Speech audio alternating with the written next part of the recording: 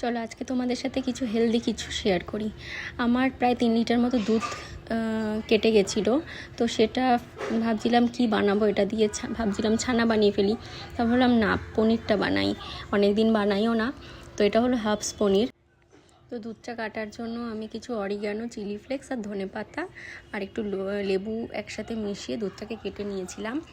আর যার পরে ওটাকে ভালো করে ছেঁকে এরকম জল ছাড়িয়ে এরকম একটা প্লেটে ঢেলে রেখেছিলাম, যাতে ভালো করে জলটা বেরিয়ে যায়। তারপর পিস পিস করে এরকম